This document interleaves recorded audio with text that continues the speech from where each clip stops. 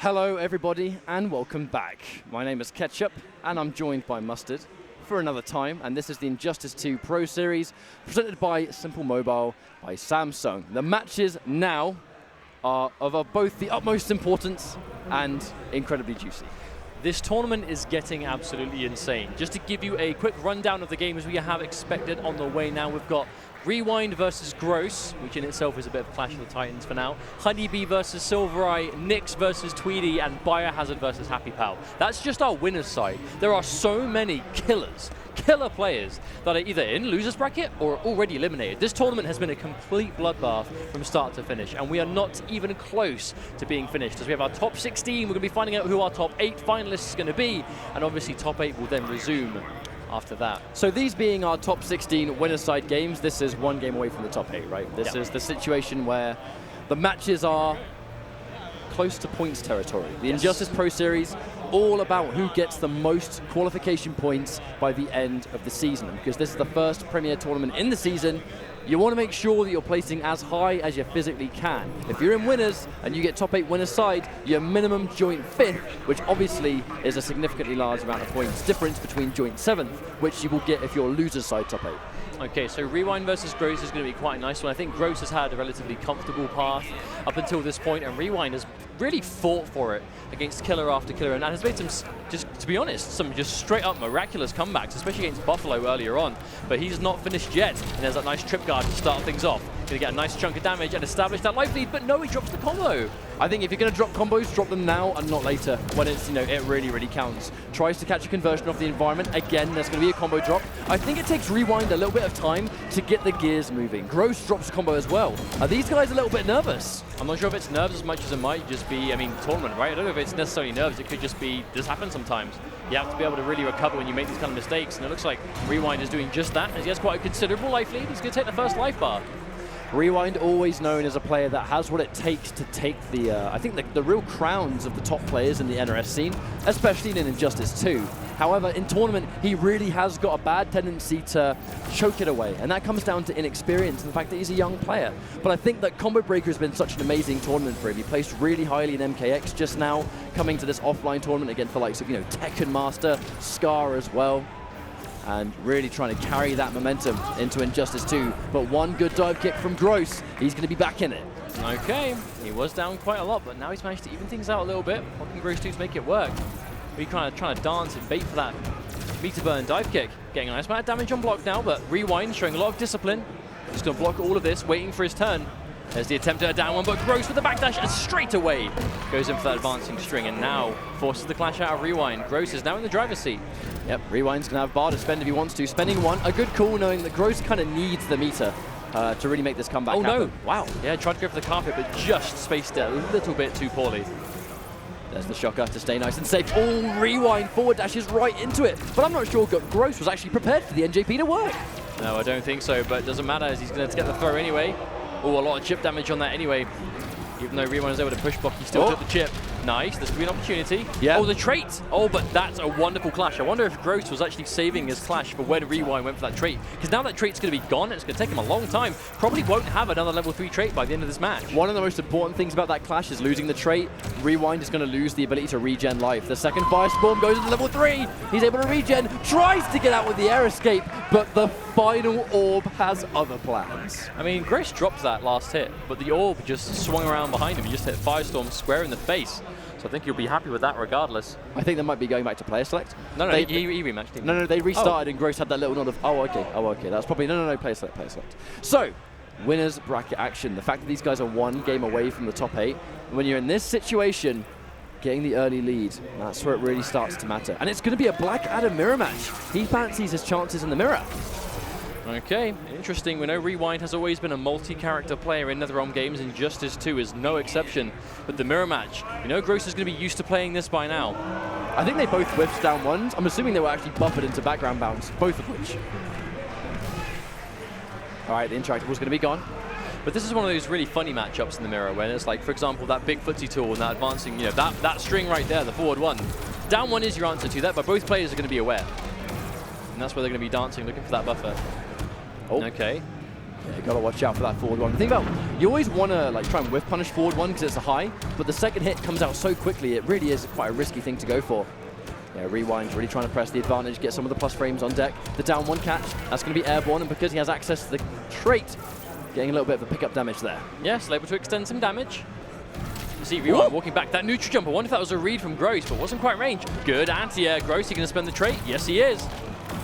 I actually love that decision, using the trait just as an anti-air combo with the unblockable car, using the armor to boot. Oh wow, the air escape just to get out of the meter burn, but he goes for a hasty jump Rewind with the down 2 reactions. I feel like air escape into forward jump is something we see so often, but I mean, when someone escapes out, chances are they're going to try and swing that momentum straight away, because you're going to be more prepared for your air escape on the defense than the aggressor is. So you're going to be obviously reacting to it way better because you're the one that's making that decision. So maybe the jump is an attempt to go, okay, right, they're not expecting the air escape, so I'm going to jump because that's the last thing they expect. But all too often we see people ready and waiting for it. Now, seeing the fact that they both have very, very little resources in terms of meter, both having no bar. I think that's why we saw the really early clash. Let's just undo the damage. No one's going to get anything back, or no one's going to do damage, but let's reset back to the neutral. Okay, speaking of neutral, this is that patented Black Adam stance. Oh, the close dive kick to keep himself safe. I like it. Otherwise, he was going to fly straight into the orb. Using the trait. Yep. Okay, yep, spinning bar to extend it. Forward 3. Splat knockdown as well. What's the setup? Oh my god, he challenges the push. Gross trying to go for that shocker, but obviously it's not a real wake-up attack. He must have just expected to catch a button press. Okay, this is looking pretty tough for Gross. Okay, just walk straight into the neutral jump. Not too bad for Rewind though, he now has access to his clash, but Gross massively down on life. Oh, instant dive kick, but doesn't get a combo. Yeah, that's that down 2, that's be easy. No, okay. Isn't that exactly how Gross won the first game? It's very similar. It is actually incredibly similar. I mean, whereas he air-teched for that, whereas beforehand it was just a drop combo. But regardless, the orb is going to be that unwanted extra player from both players. But there's the rematch. Gross not going to be going to Green Lantern or anything. Going to be sticking with it. I like that read, the neutral jump. Man. Gross actually, he made the read, but the execution wasn't there. That could have been a full combo, but instead, it's just a forward 1-2. I mean, think about it though. The first time they played the mirror, Gross started with a down 1 buffed into background bounce to beat the forward 1. Second game, did a neutral jump to beat the forward 1. He knows that Black Adam players like to go to that advancing attack at the start of the round. And that's 2 games he's gone for. He's actually gone for a counter to it. So Rewind, you know, he's going to be paying attention to that. Yeah, that's curious to see how he starts the next game. A lot of players, if they remember one thing about the mats, it's how each round actually begins. You know, what are their tendencies? Some players, they have habits when the round begins. They like to go for certain options, and if you're ready for that, you can actually make these hard reads and capitalize. But that's something that happened quite a lot across MKX as well, right? With these characters that have those long limbs that reach you from the start of the round, you effectively have to be worried about that from the start. So the reading begins before the match has even started. Patience on the down 2 for another time. Tries to air tech just before, but chased down. Gross losing meter and life. Oh, and there's a whiff dive kick. Wonderful spacing from Rewind is going to make him pay dearly. And that's a full life bar gone already from Gross. Rewind is now winning the series. Going to show why changing characters works so well. And of course, we did just see Rewind in top 8 of MKX. And we have the Easter egg in the background. I'm a big fan of that. I mean, it's quite fitting, really. Considering we are in Chicago after all, are we not? Is this a custom version of the game or something? Okay, nice. I actually think that jump was on reaction to the lightning too.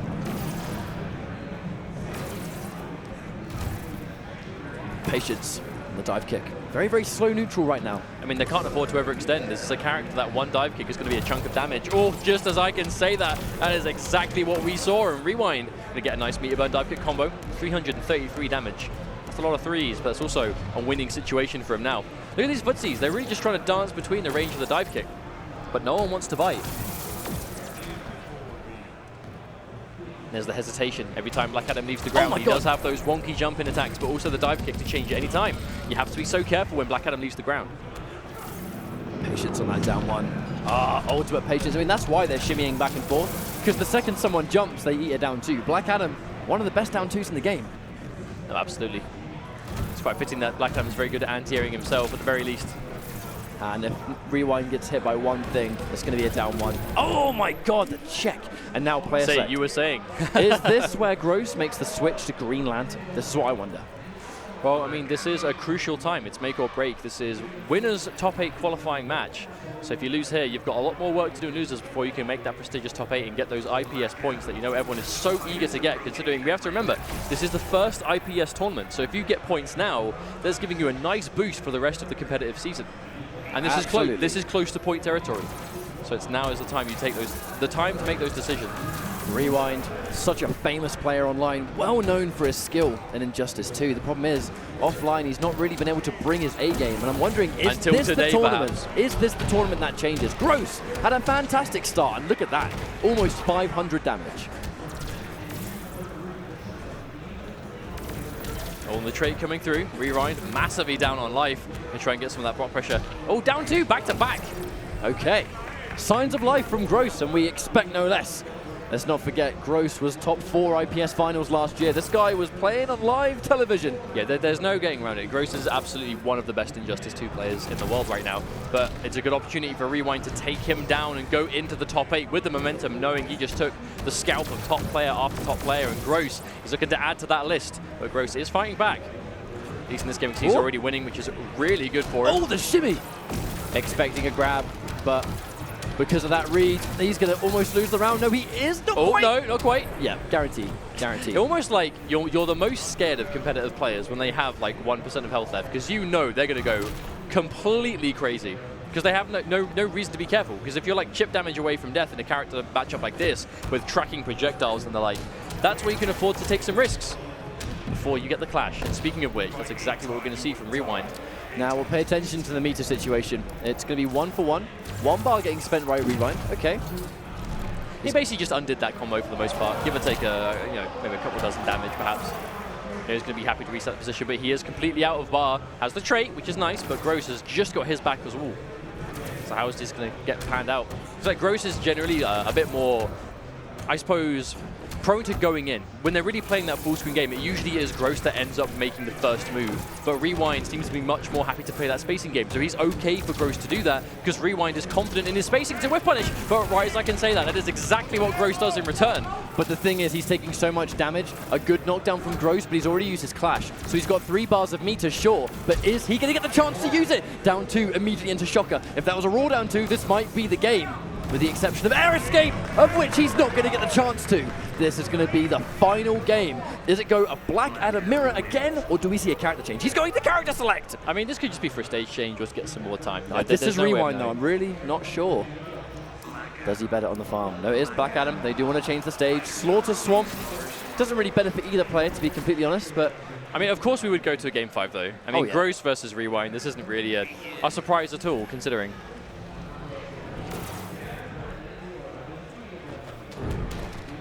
Oh, no alligator, good sir. I did not like it. Oh, dive kick, but immediately challenged. No dive kick in return, though. A costly drop. Cannot be dropping anything in this final game. And back to this full screen spacing game. I mean, no one wants to jump. No one wants to get down. They can't afford to. They just can't afford to. Black Adam has such amazing tools at basically dealing with himself with the mirror. And when you've got 2 players that have played Black Adam as much as these guys have, I mean, they're going to be aware of that. But that really is like the kind of dancing back and forth, you know, the slower walk speed, but still, it's serving its purpose. Instant dive kick. That's a full combo, but he's not got traits, so he's going to have to use bar to extend the damage. And there we go, the stomp. Is that enough? Ooh! Yes, it is. Okay, that's it. This is match point for Gross now. He's 1 life bar away from moving on to top 8 winner's side. Taking out Rewind in the process. A very impressive opponent to take down. Yeah, Rewind is a player that a lot of players in this competition are going to be concerned about. The young kid doing better and better at each tournament, but he's really got to get through this mammoth opponent that is Gross. And Gross on the verge of sending him to the loser's bracket and moving into top 8. The trade, forcing the clash. This really is Rewind's last chance. Indeed. We did see him make a pretty insane comeback earlier on against Buffalo. Can he do the same thing now?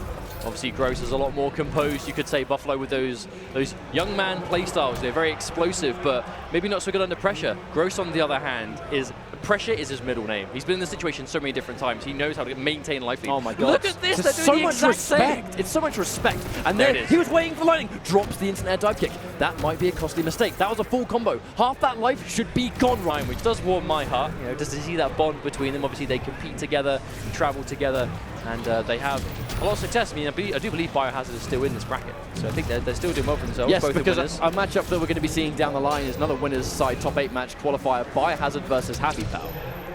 Oh, that's going to be a good one. That's a Vianality run back right there. HappyPow is having the tournament of his life, I swear to God. He is just doing incredibly well. Scar, Semiij, HappyPow looking A-OK. Okay, now they've done their button checks, I believe so. Yes, it should be a real match now. All right, so sorry about the confusion earlier, guys, but we're back in this next match, and it's going to be another winner's side qualifying match. Beast Coast HoneyBee, and it's going to be Method Sylverrye, who's going to get that top 8 winner's side. So important. Oh, the instant jump in, and the Speed Force used immediately just to establish some mix-ups. Good blocks from Sylverrye, though. Lost, to be honest, relatively meager damage in comparison to what it's normally like when Flash manages to get in your face for that long. I feel like Sylverrye is going to be very slippery in this matchup. I mean, Hellboy is a deceptively mobile character. You wouldn't normally assume, considering the size of him and the fact that he is quite a big body in terms of the game's, I suppose, assumption based on how big he is. But he's so mobile. He's got that kind of Grodd-esque leap, that low pound, the big damage that comes with it, the projectile on the GunShow. Just a very complete character as Hellboy. The thing is, you look at a jump in and you see him in the air, every single ounce of your being wants to stand block, which is why the ground pound works so often. Wow, he's out there. I believe that might be the armored mode. That is actually going to do a decent job of shutting down Flash, I think, but he's going to be something punishable. The low doesn't work, and HoneyBee is now going to get a full combo into setup. But there's the wake up. No, he's not, because that's going to be a wake up attack. Sylverrye blows straight through. Wow! And wow! That's insane. No fear at all. Just a meter burn back 3. And HoneyBee is going to go down. Obviously, we see that the graphics do say BioHazard, but rest assured, this is HoneyBee on your screen playing right now. It would be so weird if Bio randomly just picks the Flash. Can you imagine? Or the other way around, if HoneyBee playing Bane, that'd be quite interesting. But yeah, of course, this is HoneyBee right now, and the armor's going to collide. But in that situation, to be honest, it's still going to be a good trade for Sylverrye because he's basically 50% up. Oh, I think he might be able to get opened. Oh, the down 2! But he does drop the combo. That's unfortunate. He might have at least forced out an air escape, but now he's going to be able to get some guaranteed life back. Sylverrye's been spending a lot of bar in this game, so that's going to be help that HoneyBee's going to get for free. 2 bars spent because he's going to need the other 2 to destroy that health bar that Sylverrye's been working on. Okay, big air to air. HoneyBee's going to spend the bar, extend the damage, and most importantly, get Sylverrye in the corner. Goes for a setup, but manages to corner himself in the process. And the drone, because Sylverrye was so high in the air, the drone went into the air, so it wasn't a problem at all. Yeah, so many of these floats being very unpredictable. Unpredictable air movement makes it hard for the Flash to down 2. Expecting a button press, but no. Using the plus frames actually enforcing respect, and he's going to tray up. Oh, there it is. But he's absorbed it. Yeah, HoneyBee just stayed with that neutral crouch the whole time. Didn't even try and press a button, just going under all of it. Oh, wow. This wacky offense. Sylverrye flinging himself all over the place. The unclashable damage. My God! That's going to be game 1. And Sylverrye looking good. Stood up straight into the backhand. Now the question is, we know HoneyBee does have access to a pocket starfire. Does he pull it out? I don't think yet. I think if it's absolutely disastrous, then perhaps he's going to try and zone out some Hellboy. But right now, he's going to go with the Flash. This guy, I don't want to regurgitate old information, but the Flash God Lord, a name given to HoneyBee purely because of his legacy. His legacy with the Flash. Of HoneyBee. Oh, here we go. Again, I mean, he needs to answer for that wake up, which means if he's going to pressure on wake up, he has to meter burn back 3 or forward 3, which really is going to stunt any potential setup. He's going to have to stop what he's doing and go for that one read. And even then, Sylverrye, he takes some damage there, but nowhere near as much as the combo would have done. Okay, HoneyBee's finally built himself a bar, but even without a lot of meter, like the amount of health that Sylverrye's already lost, it's quite incredible. But just like I said, that Hellboy does know a thing or two about damage himself. Wonderful footsies, but didn't follow through with the button. It's because it already dedicated into the leap from that normal. That's the thing. If he knew it was going to connect, no doubt we would have seen a full combo. Another wake-up attack, not scouted out by HoneyBee, but the meter burn back 3 before HoneyBee's going to work wonders. Yeah, we are seeing a lot of meter burn back 3s from HoneyBee. I wonder if it is just preemptively trying to stop Sylverrye from going to that option. I mean, he likes to go for the charge with screen, especially when he's got the bar to extend it to make it safe.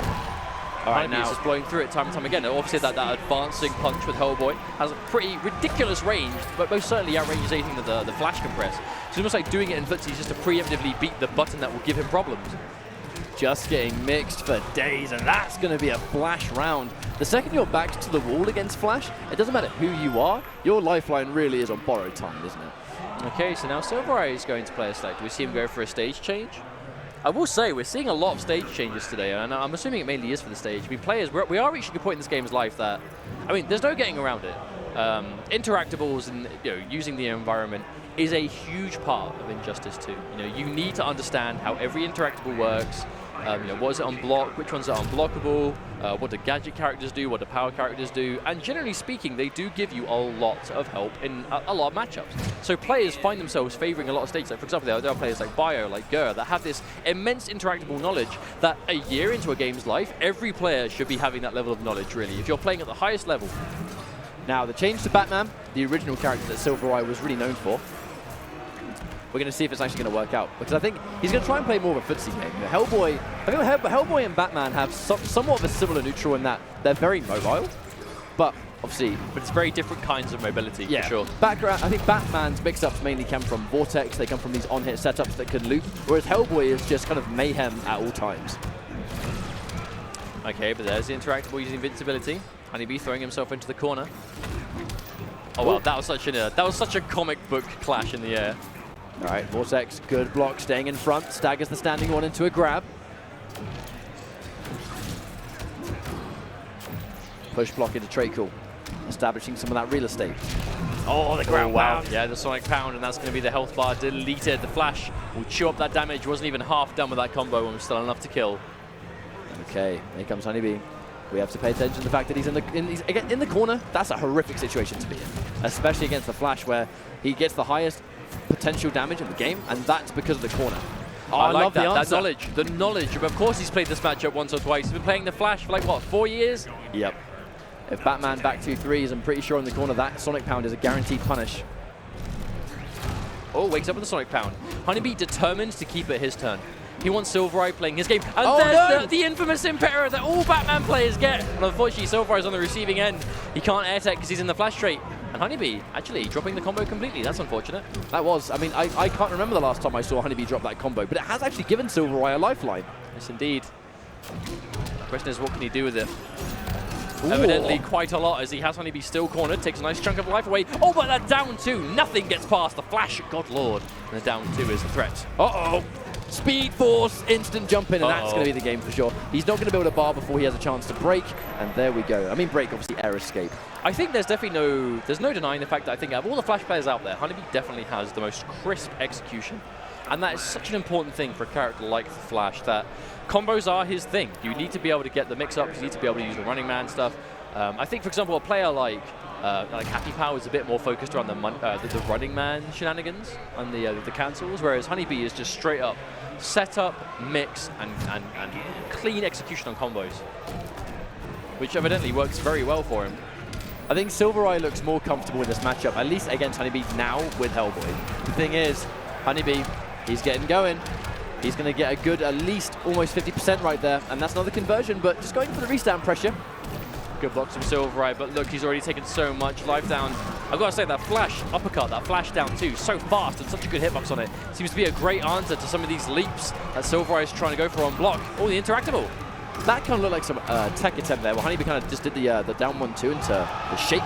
Probably an attempt to go through the meter burn wake up, which obviously is a really, really dangerous option for Hellboy. Oh, point blank gunshot. You know, it's that time that Sylverrye went for the leap again on Oki, but this time decided to cast out. Oh my God, one anti-air. This is going to hurt big time.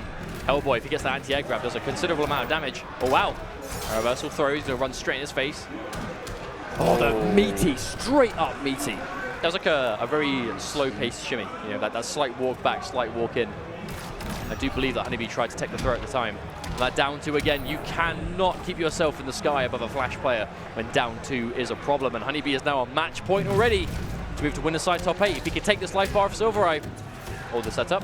Still trying to punish those lightning kicks. Even with the Speed Force active, it's going to be good. No clash used. I think if HoneyBee's opened up now, oh my God. Keeping things unclashable. Individual hits. Grab Okay, attempt, I like it. We've got to look at the bar though. Sylverrye has very little resources left, and Flash with 4 bars can absolutely delete you. And he cancelled it. Yeah, 10-3 back here. I just don't think he expected Sylverrye to press a button. Okay, this could be an opportunity. He does have the meter advantage, so Sylverrye can't really afford to clash. He's going to spend a bar, now they're even. But he hasn't got the chance. Meter burn, leap, just get out, and he's got the resurrect. The blessing. The resurrect blessing. If he takes the damage here. Oh no. My God, wait, is that going to do it? Oh, no. Ah! My God, he gets the ground pound! That is absolute insanity that he was able to pull that one off. RIP headphone users, I'm so sorry, but my God, that was close. But that's exactly what you expect to see from Sylverrye, right? He's been playing Hellboy from basically the day he came out. He really was one of the premier, I suppose, co-founders, you know, the founding fathers of the Hellboy meta game. You know, I mean, Sylverrye was one of the very first Hellboy players. The second he came out, he was all over it. Yep, 100%. But still has to clutch through. That was a wonderful situation. HoneyBee was in a good position to really take that one, but Sylverrye just did not let it happen. And there's a big whiff. Going in for the restand attempt. I respect it. Taking the minus frames of the lightning kicks and taking the grab instead. That's not the first time that HoneyBee has opted to go for one of those funky trait restands, but every time he does, Sylverrye is ready to block. And not only that, he tends to punish too, because it tends to end in the lightning kick. Now, Sylverrye's footsies are immaculate so far. He's not letting HoneyBee whiff anything. Oh my god, he took so much damage to try and deal with that jump in. Staggers. That's patience, HoneyBee, but oh, let's go block that time. Air tech. He actually tried to jump in to chase down the air tech, and he still couldn't chase it down. What a read! Oh my god! I mean, matchup knowledge. What else you do when you're having a nice, good old-fashioned fist fight? Just pull out. Oh my god, that was in slow motion. Sylverrye is on match point. If he wins this round, he is going to top 8 winner's side. That's such a Hellboy thing to do, right? When you just had enough of the fist fight, so you just pull out a gun. I mean, so many air techs are being used. Wow. The forward 3, the back 3. Huge damage incoming. Okay, this is going to do a nice chunk of damage. We're going to go to a fresh stage, so interactables galore. The Sylverrye having a massive life lead now. Oh, there's the whiff. The whiff punish of his own. That looked like a bait to me. Yeah, he whiffed the single button, so HoneyBee went for the back 3. And then when the back 3 obviously didn't reach because HoneyBee expected the full string, then he completes the string. That was a masterful footsies from Sylverrye. Oh, he tried to do it again, but a little bit too close. Gonna have to hold these mix-ups. He's been guessing so on the money for those 50-50s. Oh, there we go, blocks the low. That's to be the health bar gone. Now, the thing is, Sylverrye is still very much in the lead, but this is the flash, and he just got his straight back. It is, but I'm looking at the clash. I'm looking at the fact that he's got the clash available now. Here's the Speed Force, but he's armored. What an answer for the Speed Force. No opening up here, sir. Oh my god! Wow, that's a big deal. He's got another bar to extend. Oh, that hurts so good. HoneyBee's in big trouble. He whiffs down 2 for the Ed. Goes for the grab tech. Oh, the ground pound connects. Method. Sylverrye takes the victory against HoneyBee, and he is going to be the second player in top 8 winners. And that was such a perfect way to end the set as well. HoneyBee was able to anti-air the leap over and over and over again. And what is the play that wins Sylverrye the set? He goes for the leap in a situation that down 2 is going to beat it, and he cancels it. He feints it back and then gets the whiff punish with the ground pound. That was wonderfully played by Sylverrye. Obviously, commiserations to HoneyBee, seeing him down in the loser's bracket where I have no doubt he will continue to do well, but obviously it's going to be just as hard for him as it is everyone else down there. But Sylverrye moving on to that winner's side top 8, you know he's happy about that. Going to show why Hellboy is a dangerous character in this game. He's been putting in the grind, you know. I actually think... why did he bother with Batman? Yeah, I mean, a big talking point about, the match you're about to see, obviously Tweedy is one of the players that has, racked up some of the most amount of online games, played as Tweedy, but Sylverrye is right up there as well. Sylverrye is streaming this game all the time. He is dedicated to it, and that grind pays off in the form of a winner's side top 8 placement at the most prestigious Injustice event of the year so far. Well, I think Sylverrye might have gained himself a few more Twitch followers with that one. Hey man, if you want to see how to play Hellboy like that, watch this man on Twitch. I can't remember what his Twitch handle is off the top of my head. I'm sure Google will find it for you. Don't worry. Now, let's waste no time and go into our next matchup. It's going to be Knicks versus Tweedy. Now, these are 2 players that have had a cracker of a tournament so far. Especially with Knicks, we saw him defeat SonicFox in the winner's side. with that dark side still sticking true to dark side. The thing is, I'd spoken to Knicks earlier in this tournament before the stream began, and I said to him, he said, well, I was talking to him and said, how's your path looking? He said, I've got to fight Fox. And I said, how do you feel about this? And he said, the thing is, I'm not worried about it. I'm not scared of this guy. And his philosophy was that whenever people fight SonicFox, they feel like people play bad against him. They worry about things, they don't play their best, they drop all their combos, they don't go with their dirty setups, and Fox gets away with things. That's kind of like his philosophy about fighting him. He said, when I fight Fox, I'm going to just pretend that he's no one. I'm not going to pay attention to who this guy is. I'm going to play the game I know I can play, and we'll see how we do. And lo and behold, he's been able to move on in winners. Attitude is so important. I mean, that is a very interesting attitude to have, but clearly an effective one, because here he is. He won the match when they did meet in tournament. He did exactly what he said he'd do, and his strategy paid off. But interesting enough, Tweedy going in with Superman. Okay. This is a canon matchup if I've ever seen one. Of course. That's going to be that first hit, going to that trip guard down 1. Now, Knicks, he wants this top 8. Knicks has his fair share of already quite impressive accomplishments in Injustice 2, but he wants to add Combo Breaker top 8 winner side to that. But so does Tweedy. Tweedy is out to prove himself big time in this tournament. Managed to get so far now. I think he's able to defeat Knicks. That's going to be a great way to start, but what a phenomenal dark side start for Knicks. I mean, Knicks is the premier dark side player. but already getting a lot of mileage out of the background bounce. You know, Darkside's combo potential tends to be relatively limited to his relatively, I want to say obvious openers, but you know, you've got your back threes, your meter burn stomps, your overhead, but that's about it when it comes to getting combos with Knicks, aside from like, you know, strange setups of the trait. But that background bounce has already been put to great use. I really feel like Darkseid, one of those characters that is built entirely on his special moves. He hasn't really got buttons, you know? He has them, but they're not very good. So the fact that Knicks is able to play this game entirely based around special moves alone goes to show how comfortable he is with this character in particular. There's a background bounce, nice little bit of damage extension. Tweedy, plenty of work left to go. That's the issue. Delicious combo coming out from Tweedy, but the back three connects hard, and Tweedy's already used his... Wow, I love the delay. I love the delay on the meter button there from Knicks. That's the character knowledge. If there is one person that is not afraid to use bar on reversals or armor, it's gonna be Knicks. That wasn't even an armored back three. Was it not? No, it was normal. I thought it was armored. Oh, I mean, because under no circumstances traditionally would it not be meter button. But there we go. Little minion, thank you very much. Minion lock strings, my friends. My minions. Game number 1 goes to Knicks. A solid game. Now, this is the question. What does Tweedy do? Does he stick with Superman? No, he is. He's going for the rematch. I mean, Tweedy plays a bunch of characters, right? He's got Superman, Dr. Fate, and Starfire. They're kind of the three we expect, right? They're his holy trinity of characters. And it must be matchup dependent. You know, Tweedy is that kind of player that he's going to have game sets in his mind of, you know, a game plan to go with certain characters when he picks them. And this must be a Superman matchup for him. I mean, he mentioned he was going to go almost entirely Dr. Fate with a little bit of Starfire. I don't see him mentioning Superman anywhere. No, he didn't. But like a spur-of-the-moment decision, You don't play as much Superman as Tweedy has played from launch now. I mean, I guess even Beta, if we're counting that. And not understand how to play Superman, or you don't exactly forget how to play him, you know what I'm saying? Now, that is why forward threes are risky, but a backhand! Get out of here, Superman! Super who? 370 damage for a meter back three. Insane. Into setup, into trait, and the laser. Dash punch is not going to work here. And Darkseid is going to come off better in that trade again. Doesn't get the little bit of extra time for the minion to stay, unfortunately. You know, he would have liked to have just that little bit of extra time. Oh, they're down 2 and yeah, not afraid. Okay, that's 3 freeze. First life bar gone. This is a great situation for Tweedy, because we understand that Superman does have that dirty corner damage and amazing pressure, but the raw 4-2 is going to open him up, and Knicks has no choice but to clash. If he didn't clash there, that was going to hurt. Now, you kind of look at the bar situation, right? It's going to be 1 bar from Tweedy and nothing from Knicks. Knicks, if you're Darkseid, you need that meter because the stomp is going to be the main source of damage that you obtain. Also, zoning him out, using bar, if he inevitably gets one of those boom tubes, if he decides to go for it, he needs to get the damage payout. And, you know, at the end of the day, resources, sometimes meter is more important than the health bar, especially when you got full of it. Oh, wow.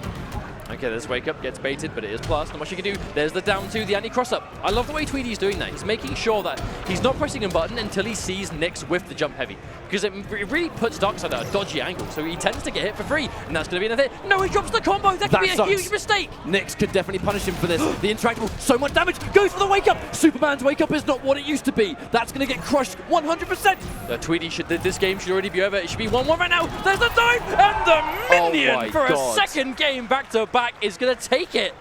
Oh my god, that was insanity mustard. That is not what Tweedy needed to happen there. That is not what he needed. That was his game to win. He just had to finish the combo, but he dropped. He gave Knicks a chance, and the minion just sprouted from the earth and was like, wait, this is my moment. And it was his second moment. That means he's going to either get a raise, or at the very least, maybe he doesn't die like 100 times a match.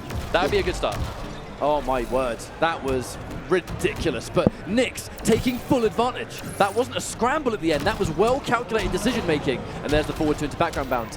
Funny enough, actually, we've been staying on Gorilla City this whole time. I think Knicks, or Tweedy, sorry, I guess, really wants to keep this stage. I mean, Superman gets a ton of damage extension as well if you can get the right, you know, back 2 opener, but there's the air tech coming out. Oh, the whiff.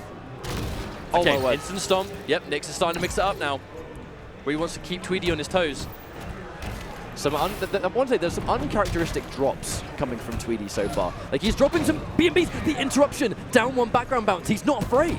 Now, that was a guaranteed trip guard from Tweedy. He didn't go for it. And there's the patience. I think Tweedy is just waiting for Knicks to give his turn away, and then he's taking it for free. Because he just waited for that stomp. He knew there was no way that Knicks was going to go for the overhead in that situation. Meter burn roll, but that's going to get punished, and the conversion from Knicks, who finds himself on match point against Noble Tweedy. Okay, but Tweedy was still winning this at the start. There it is, waits for the stomp again. I think Tweedy might have found something that works here. I think he realizes that Knicks, he's going to want to finish this one off. Knicks doesn't want to drag this out any longer than he has to, and the stomp is a good way of doing that. But Tweedy's patience is showing through now.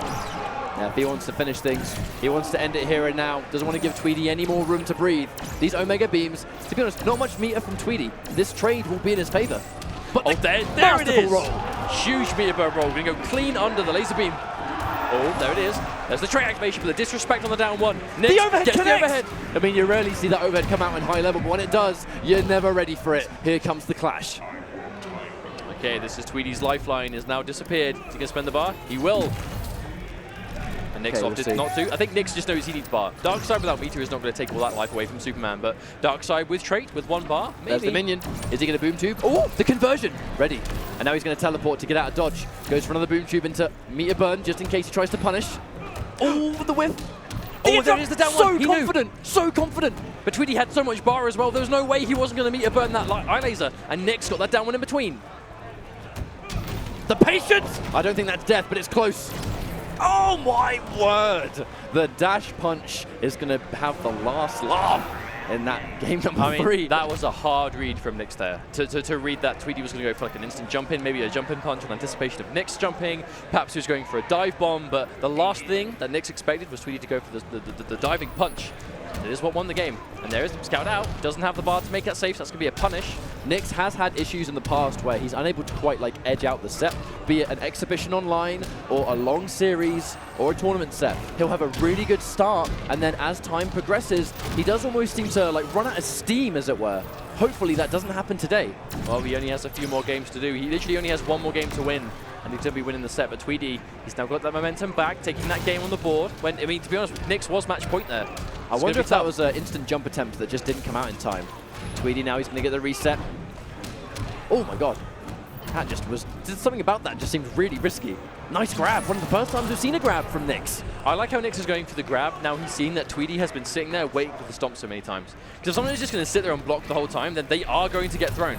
Oh, that jump back. Big read from Tweedy. And now it is match point again for Knicks, but Tweedy 1 round away from tying things up. And he's got 2 bars, which means that if he clashes at the very beginning, he can undo some of that work, or he can meter burn Frost Breath for the big damage. And now he's traded 2. Gets a knockdown. What's the setup?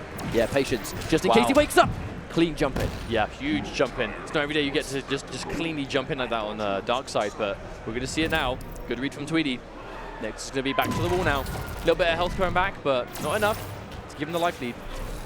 He's got his trait. Oh, going for some bad Omega Beams with the combo drop. He's been given another lifeline, but unfortunately opened up again, and oh my days. Is that death? Is that death? I think it is. I think that's death! Oh!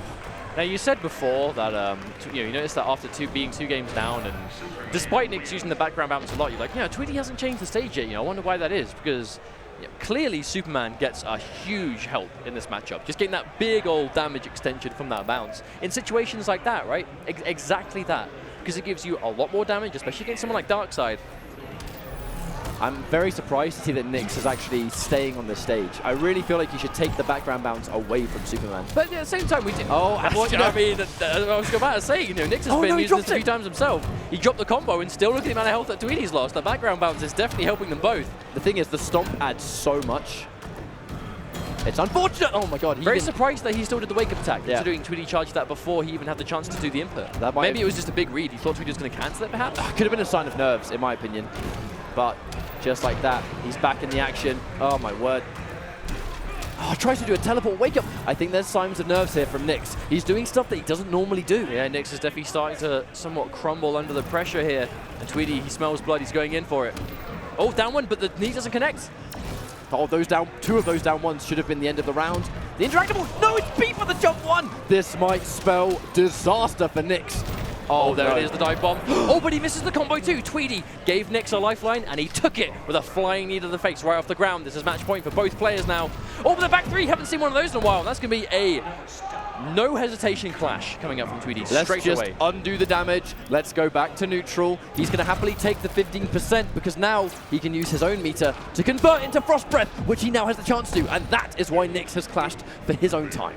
KB's going to have to watch out for these Omega Beams because he's getting jumped in on. We're seeing Tweedy just duck underneath him at ranges that forward to a punish. He has to be careful. There's a down 2 clean, and he has the background bounce again. Big damage coming through now for this airware.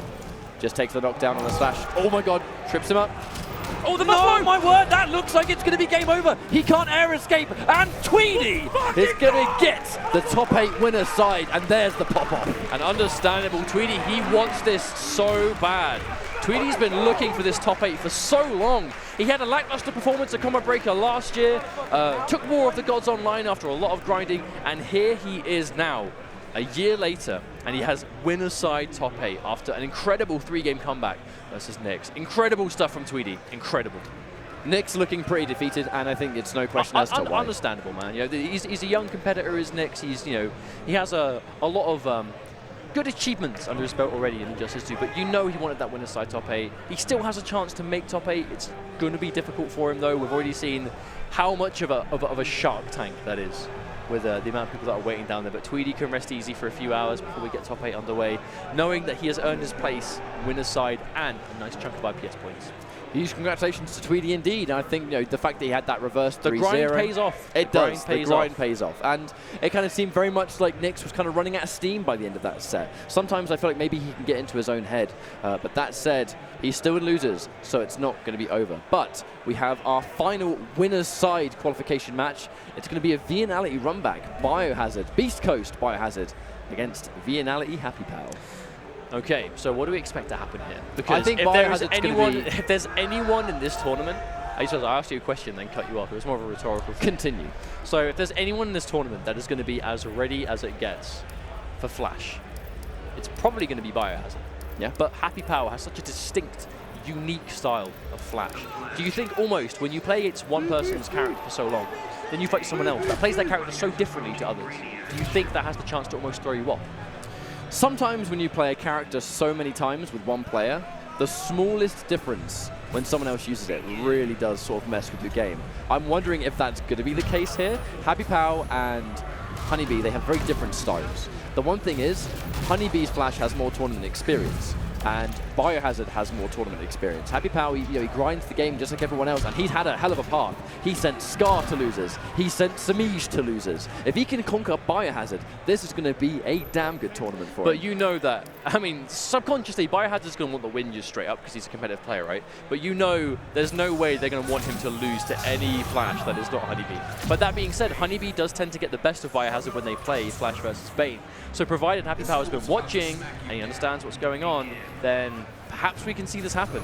This will be the tournament of his life if HappyPow can make this happen. Instant wake-up challenge. So that's going to be immediate knowledge given to BioHazard. Oh! The neutral jump. And that was like very sort of stage-specific combos right there. Now, yeah, HappyPow has to watch out. If there's gaps in the offense, one character that's going to deal with it is going to be Bane.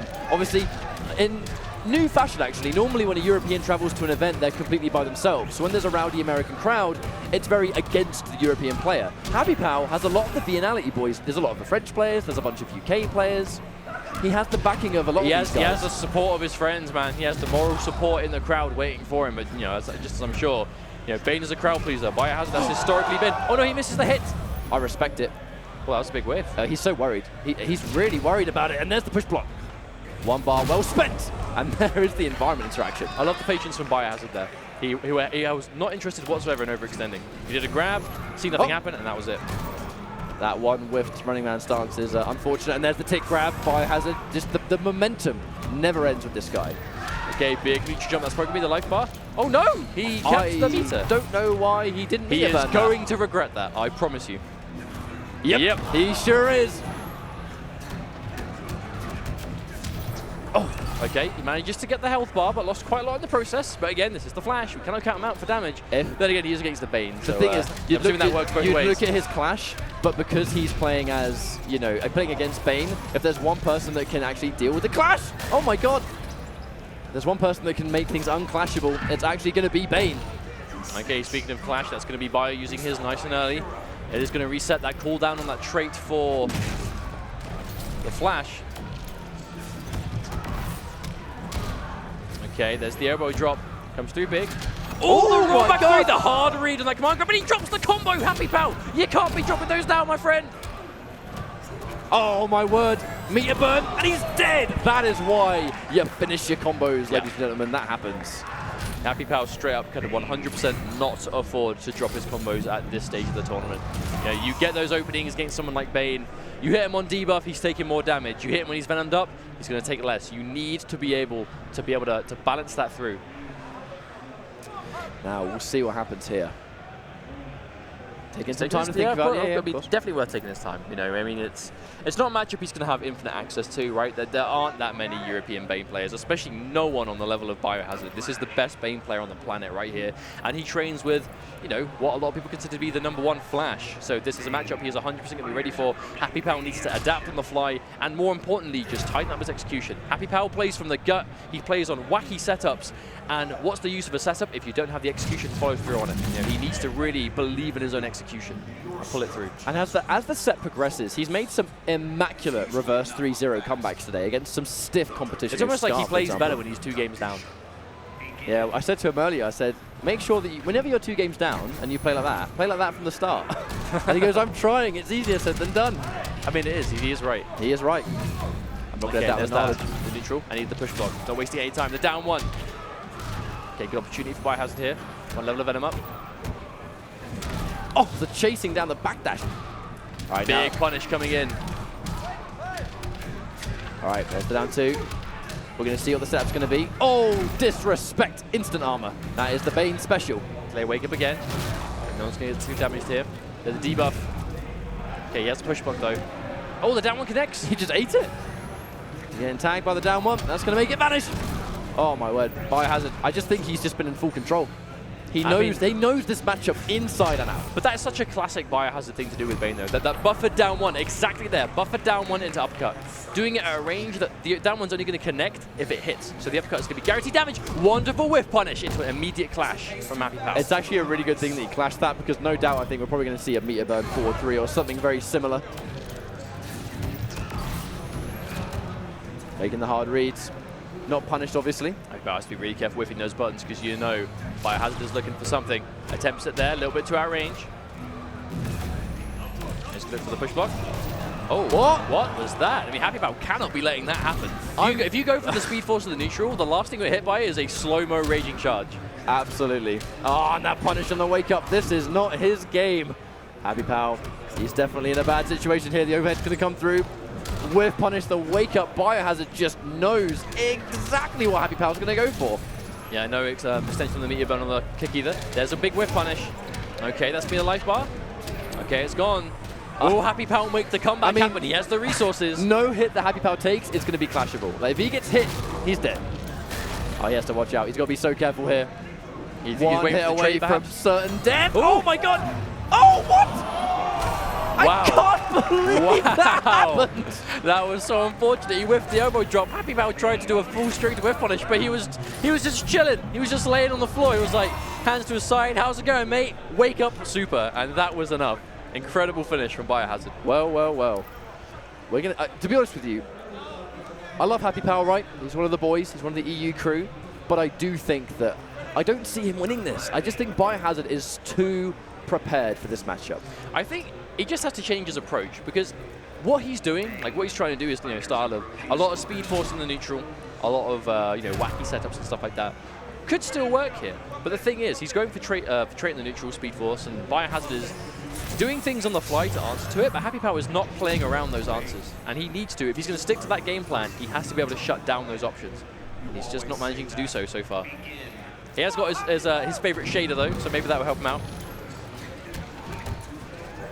Okay, first hit, very important, and because it goes to Bane, I mean, the second he's got that 1 bar, you just have to cry. Oh, nice down 1. Bear trap. Bane laughs at your attempts of defense. Oh, no, he misses the combo again. HappyPow. That was a full combo waiting and a whiff punish. BioHazard is just playing so much cleaner right now. Expecting it, just absolute patience from BioHazard. Being a hyper-aggressive player and being covered in armor, the benefit of that is you get so experienced being an aggressor, you get really familiar with how people are going to defend and how they're going to whiff buttons. And that's it. BioHazard is now on match point, looking to breeze his way to win a side top 8, and the HappyPow can make something work right now. But slowly but surely, with each power bomb, his chances of making this comeback diminishes piece by piece. Whiffs the forward 3, tries to punish, but just out of range. Oh, there is definitely some execution that HappyPow is not used to doing right here. Oh, big down 2. I really feel like the stress of this situation is affecting him majorly, but it's not affecting BioHazard because he's got experience for days. But there's the good bait on the uppercut. HappyPow get full combo, and again, the neutral jump. This could be his chance back in. He gets the combo. That's going to be HappyPow's chance to get back into the set. Now, just like that, he has evened things out. The European boys are losing their collective minds.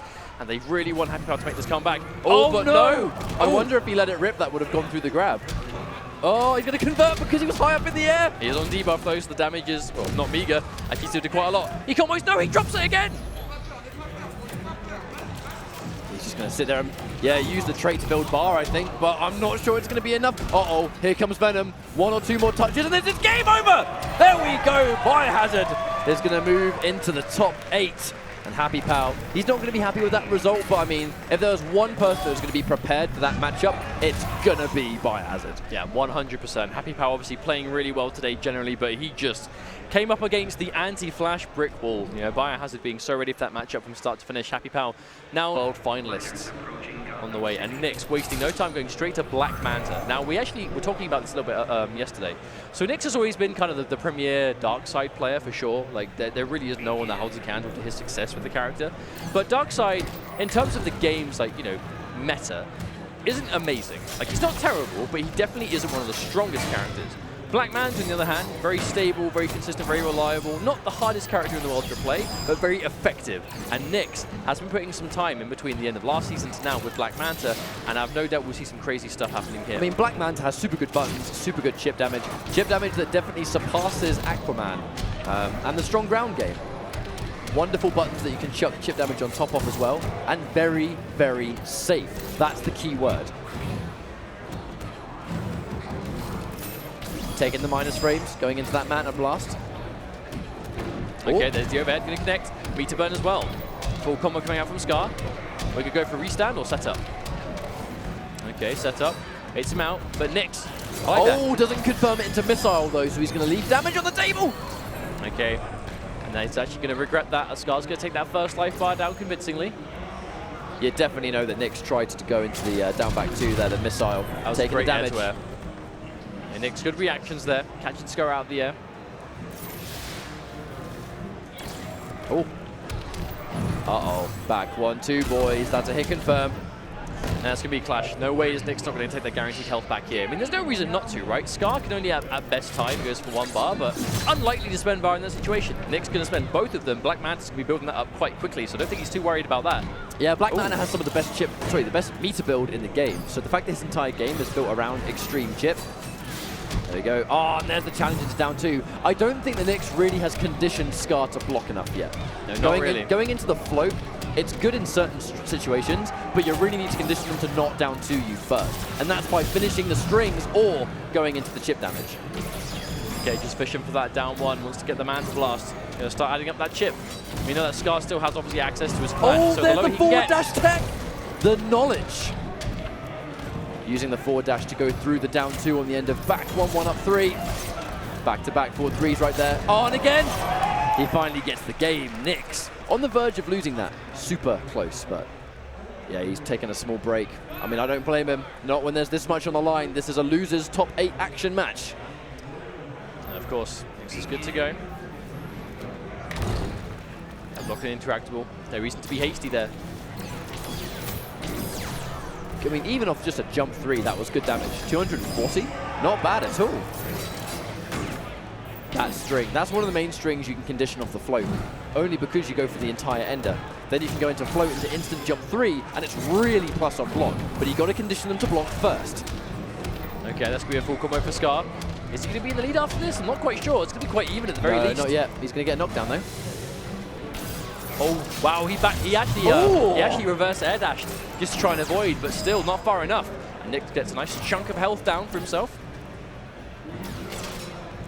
Instant air harpoon doesn't quite work, but very still nearly. The patience, yeah, Nix is content to just sit there and fuzzy the mix-up. I like the way Nix isn't really pressing too much buttons at unnecessary times here. He's actually playing with a lot of patience. Oh, that noise. I'm never going to just the donk, right? It's the best sound in the whole game. Don't even at me. Yep, and he's going to go into chip there just to get extra damage. As SonicFox has said before, playing Black Manta really feels like playing Sector and MK9, that ground game where you do damage without even having to do significant combos. I'm assuming you meant MKX, right? Yeah, that's what I meant. That is definitely what I meant. But I mean, it's a good playstyle in this kind of game. Obviously, things like push block exist, but to push block, it costs you a bar of meter. And if Supergirl is having to spend so much bar on push block, it means she's not going to be able to launch you properly to get good damage anyway. And considering you really want your opponents to block because the chip damage builds you more bar, it's not the end of the world. That's quite a good turnout for Black Manta. That's a good block from Scar. You really don't want to get opened up by that. Not confirming. Oh my god. No reason to not go for the meter burn there, I think. Good call there from Knicks. Let's just leave the restand situation, keep the ground game, and let's save the rest of the bar for chip. And that little bit of life back with 1 bar to spare. Oh, nice. Going in with the down 2. There's a patient blocks from Knicks coming through again. Oh, tries to actually get in between the plus frames, but Scar's tighter that time. He's going to enforce it. Nice combo coming through. Knicks has 2 bars, but doesn't have a clash. Oh, he tries to wake up. I'm assuming that's because he must have expected Scar to sit there and block. Yeah, really well played from Scar that time. Yep, restarting the match. Crowd lets out a slight boo in disappointment not seeing the combo finish. But I mean, that was kind of just mainly it was Knicks kind of just refusing to respect the wake up options. He just wanted to do everything but block in those last couple of seconds, those last 10, 15 seconds. And I think that's because Black Manta has actually got wake up attacks, but the wake up Manta strike, I'm assuming that was 100%. He expected Scar to expect a wake up. If you expect a wake up, you sit there and block, because the Manta charge is unsafe on block, and that would have won in the game. So I think Knicks just made the ultimate read of he's going to sit there and wait, and I'm going to do wake up Manta Ray. He was just thinking way too far ahead. Okay, so Knicks is going to be going to his 3rd character of the series, and it's going to be Hellboy. We do know that Knicks has been playing quite a lot of Hellboy. He does have quite a tidy Hellboy at his disposal, but he's currently down games, so he has 1 match to make this work. I hope he can adapt on the fly and go straight in for the ground pound. That is going to be a message for Scar, because we know that Knicks is picking this character and is not afraid to just do the unsafe move straight away without hesitation. I mean, he plays Darkseid anyway, who has a ground pound of his own. Like, Knicks is not afraid, and just the raw damage Hellboy gets is insanity, and that's a punish on hit. Doomsday armor, very reminiscent of that from Injustice 1. Yeah, it's going to be a good down 2, spends a bar. Going to have the corner this time. Oh, I like it.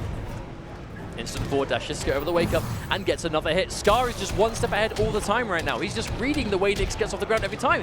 Knicks really seems to be panicking whenever he gets off the ground. It's a wake up attack or it's a button, it's something. Very rarely is Knicks to be blocking on wake up, and that's going to put Scar at match point. I really feel like Knicks is starting to squirm a little bit on wake up when he's put in these situations. He's just not very confident in his own defense, it almost feels He's very afraid of blocking. I'm not quite sure what he's too worried about. He's not going to be kind of, he's not exactly going to get 50-50'd or mixed up to death. Sometimes you just have to block and wait your turn, but at the moment Scar is really making him panicked. I'm wondering if that ground pound's going to cost him 2 bars. Yeah, he has no choice but to try. I mean, we'll get back to full health in this life bar, so undone some of the damage, but losing that clash this early could come back to bite him. Oh my god, he goes for it again. Huge unsafety, but not afraid to pull the trigger on that ground pound. But Scar back in control here. He's got the corner as well. Are we going to see a wake up? We are. I think this is really showing nerves coming out of Knicks. He's wake upping every single time. Empty jump low. Okay, Scar knew that one time that Knicks was finally going to block. He made him pay for it. Right, 1 more significant launch. Might do it. And just the reads, the raw stuff. Now, I said before that having the clash lost that early means he's going to regret later. This might be that moment in time, because he has lots of bar to get health back, but no clash to do so. And the down 2 trade. Oh, that wake up was good. That wake up was smart, but the wake up down 2 from Scar. That might do it. No. 1 more hit. And Knicks is going to be out of the tournament. Back 1, 2, 3, connects, and Scar moves into the top 8 of the first IPS Premier. Well played all around. Scar really has just been playing out of his mind. He's already had a successful weekend. He got 2nd place in Mortal Kombat X earlier on today and is getting through towards top 8 himself here in Injustice 2. Huge congratulations. Obviously, Knicks, commiserations. It's a shame to see him lose out so close to top 8, but these things happen sometime, right? He lost to 2 strong players, no shame in that. Hopefully we'll see him at some more events this year, and well played all around. I think to defeat the Fox in tournament, and the first Premier, and Foxy as well, and then to lose 2 good players, that was the pure definition of you win some and you lose some. So we're going to go for a quick 30-second break, guys. Don't go anywhere, because we are going to be right back. Wow.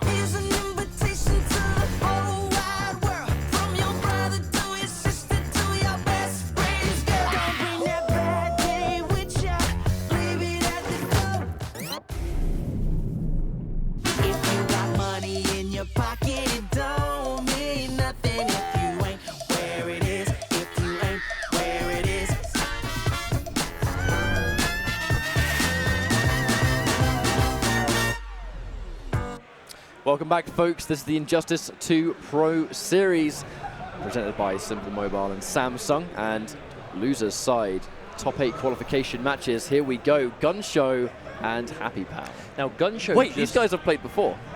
Yeah. Do you remember? I believe so. Do you remember the first 10 that we set up? Do you remember? You know. Do you remember? Not to plug our own channels, right? Not to plug our own content, but I do remember. So on our own channel, we used to do like a lot of first to 10s. Every week we'd have, you know, players come in and would live stream first to 10s between each other. It'd be players that don't get the chance to play like overseas to each other, or just players that were looking for opportunities to just play the game. We just try and set up the dream matches, yeah, right? You know, set up matches people want to see. You know, we've got some prizes to give away. It was good fun. This was the first Injustice 2 first to 10 we did, right? It was GunShow vs HappyPow, and it was wild. Like, completely and utter chaos from start to finish. But winding the clocks forward a considerable amount of time, now we're in 2018, GunShow eliminated Tekken Master off stream 3-0. I have been informed. And HappyPow has been just taken out player after player after player, including Scar, who we just saw. It was HappyPow that sent Scar to losers. So this is going to be a bit of a crazy match, I think is a safe way of saying it. I'm really excited to see what happens here, because this is a Northern Arena match. We see GunShow, and it's another one of those things. HappyPow losing to BioHazard because the experience of Flash that Bio had was just, you know, it was unparamount to anyone else. I wonder if he's going to have a similar thing against GunShow here, because GunShow playing against HoneyBee regularly as well. If there are two opponents that I do not think HappyPow wanted to fight, it's the two Canadians that have the Flash God Lord as a practice partner. But you say that, but HoneyBee does tend to beat them in tournament. So it's not like they go even with those Flash players. HoneyBee generally does get the best of them consistently. So it's a matchup that at the very least they lose, you know. So maybe HappyPow can tap into that. He wasn't able to do it versus BioHazard. Can he do it versus GunShow? We're going to find out right now. It's been a long time. Loser side action. It's been a long time since HappyPow has felt this level of tournament pressure. So hopefully it doesn't get to him too much. GunShow is locked and loaded, you know, going into IPS. He's had such amazing results online in his online cups, and he's been feeling good about himself going into the IPS major.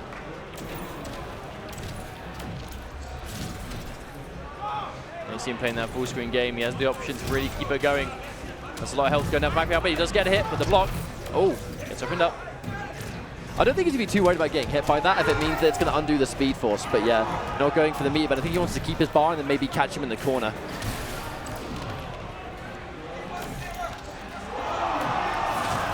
There's the patience. Ooh. Yep, down one's going to whiff. HappyPow knows that. You see how difficult to approach GunShow is making himself. The down ones, the flame carpets. We're seeing a lot of the neutral speed force, but it's not really accomplishing a huge amount apart from just kind of slowing the pace down. All right, has managed to get a hit. That's going to give him a small life lead. But what's to mix it? There's the late wake up. GunShow getting up with nothing. Being quite patient. Yeah, GunShow historically a very, very patient player indeed. Ah, there's the punish with the back forward too, but the air escape used by HappyPow. This is a clean game right here. Yeah, very much so. There's the speed force. What? It disappeared? That was... Wait, what happened? Did he just come out of that, or was that the animation of him leaving the I'll be honest, flame? I'm not really sure. I've never seen that before. Oh, well, regardless, it's going to come out better for HappyPow. Oh, he spends the bar on the toilet. And he's going to build so much meter there, and then he's going to get one bar away from GunShow. But look at the corner positioning, and that is where Firestorm doesn't want to be against Flash. Yeah, using the speed force again in the neutral. I mean, it's slowing the pace down, but I'm not sure. I'd like to see him accomplish a little bit more with it. Oh, down one. Oh, the air take, but doesn't do it at the right time this time and still gets launched for free. Jumps into the Molten Trap, but no bar to meter burn. I think as GunShow has that level 3 trait ready to go. He's looking for that moment. You know he is. Right now, he's going in. Is he going to accomplish much? Let's have a look. Catches the mid, but no full combo. Ooh! That was either a galactic hit confirm or he was just sure it was going to work. Molten Trap. Oh, expecting the meter burn, of course. You have to respect the option. If you eat that, you're dead. And we might see it. He's got trait. Is this Vortex? No, it's not. We're going to undo the damage. I actually wonder if HappyPow almost expected GunShow to try and go for the clash ball, because HappyPow didn't clash straight away. HappyPow without bars going to be a lot harder to take down Firestorm. And there's level 3. The health regeneration has begun. I actually love the patience from GunShow because he was waiting until he had no meter to go for it! And that's going to get rid of the character power. Right, GunShow is holding on to that level 3 trait for so long, and it's already gone now. But it Also, has Pound. got rid of the flash trait too. The patience, HappyPow. He's just not pressing buttons. He's just being so careful. Oh, he gets through! The jumper, the full screen! Oh, but the clash straight away. That's going to be 1 bar each. That's 100% going to be 1 bar each right here. Yeah, surely there's no way he doesn't spend it. Yep, and GunShow. Oh, but GunShow didn't. GunShow knew he was going to trade, so he opted to keep hold of it. If he gets opened up, it's going to be bad. Just the patience, ultimate patience coming out from HappyPow, not extending. That was a slow game 1. Irish Madness with a drink in his hand in the back. There is no fitter picture than that right there. I think there are less things more fitting than Irish Madness with a drink in his hand, having a good time. Yeah, man. But HappyPow, I've got to be honest, HappyPow he is impressing me right now. I wasn't sure Oh, how he was I love going the to take trip this guard. matchup. Isn't So that exactly good. what happened in the first game? Maybe. HappyPow, he's really managed to slow this down. GunShow is obviously playing the match in a very specific way, and it was a close game, but HappyPow, I'm not used to seeing him play so slow. It's very uncharacteristic, actually, of HappyPow to play at this slow pace. Oh, wow. Jumps over, but still eats it. Actually very surprised he didn't get over that. That's unfortunate.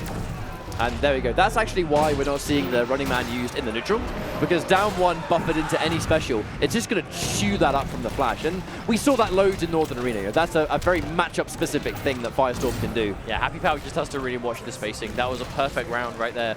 GunShow is just dancing outside of the range of the flash attacks, and he's just getting the down 1 with punish every time. I mean, the Molten Traps, they're really getting HappyPow to want a running man. And when he running mans, we're seeing the consistent option. There's the escape, able to block in time, taking the minus frames, speed force, what's the mix-up? All right, here we go. Oh my god! Okay, this is the flash. He actually could take the life bar here. There's a combo. Good block on the event. The down 1 interrupt again, and he air techs at a bad time again. HappyPow going to pay for the same mistake, and that's the level 3 trait. GunShow using it early, getting as much health back as he can, and the Vortex is good. I think using the level 3 trait before you've even come close to using your first life bar, can it get any better than that as a Firestorm player? Because even if he loses this round, he's definitely going to build another one. Oh, I think it's HappyPow opted not to clash there. What? Wait a minute. That was some deceiving range. Oh god, that disappeared again. That was so funky. Okay, so but it's going to be 1-1. It literally just must be the animation of the charge ending. Yeah, has to be. We're just not used to seeing it in slow motion like that. Now HappyPow's going to take a little minute just to, I think, recuperate right here. But to be honest with you, I think the adaptation in that second game was that GunShow didn't even remotely overextend. He was putting up that brick wall defense, which you have to do in this matchup. You don't want to let the flash anywhere near you because he has the best rush down in the whole game. Already some of the most effective mix-ups, just traditional unseeable 50-50s and heavy damage. I definitely personally do think Flash has that #1 mix-up because it's unseeable 50-50s, weighs in, meter build. Yeah, that's what everyone wants to do. He wanted to take the first bar there, knowing he was going to get it, and then just spend the rest of his running man time, or his trade time, I should say. Oh, just the going for trade. those running man stances, building up that bar, and now he's got 2 bars already. Oh! Yeah, it doesn't even need access to the trait. Big damage can come anyway. Oh, there's the Molten Trap. Hasn't quite got level 3 trait, so he's going to save it, I reckon. Now here's the mix-up. Oh, no, never mind. There's obviously not as much plus frames. GunShow does this against HoneyBee a lot. He has no interest in going anywhere near HappyPow if he's in the corner. GunShow wants to keep this fight mid-screen. Oh, there's a bar. Goes through. Brave read. HappyPow, yeah, he's going to be whipping those running mans. Really wants to get the bar. Oh, preemptive back 3. But to be honest, I just don't think GunShow is ever going to bite for those. Here's the health regeneration. Oh, but he gets another Molten Trap. HappyPow really has to watch his toes.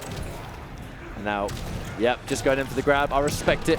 You expect the left or the right. How about empty jump grab? Another element to the mix-up. And GunShow was able to regenerate a little bit of life during that sequence too, so it's a win-win situation for him.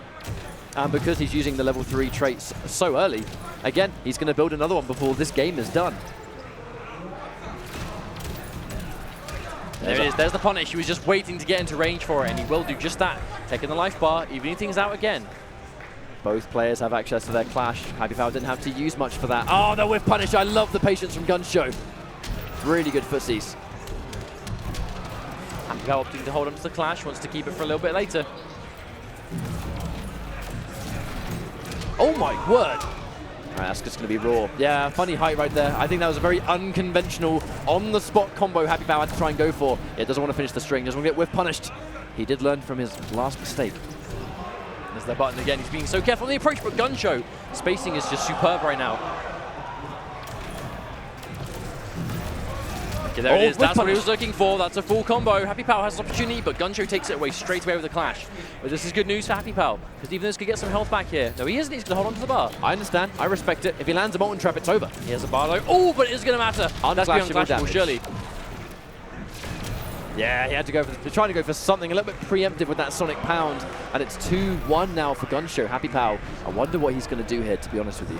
It is 2-1. I mean, he's still in this. It's just going to be very difficult for him. GunShow really has just started to play this matchup perfectly, it seems. You know, he's playing that full distance. I think HappyPow just really has to try and change something up right here, because the game plan he's going for, I mean, it worked in game 1, but GunShow really seems to have figured it out. He's playing into his hands at the end of the day. That's the main thing that's happening, is that he's in these situations where GunShow is just putting up that brick wall of a defense. He's sitting there patiently. He's waiting for HappyPow to come to him.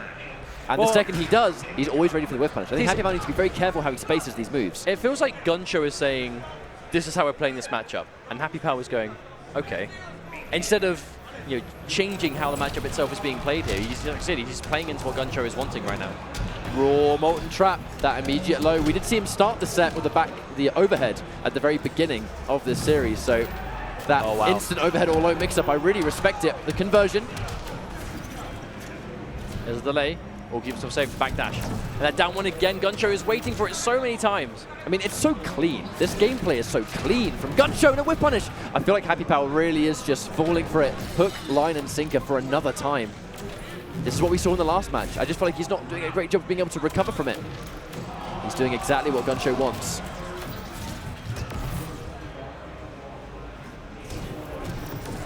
Tries the anti-air. I mean, the spacing from GunShow has been so immaculate. It's going to be match point for GunShow on this loser's side. You know he's hungry for that top 8.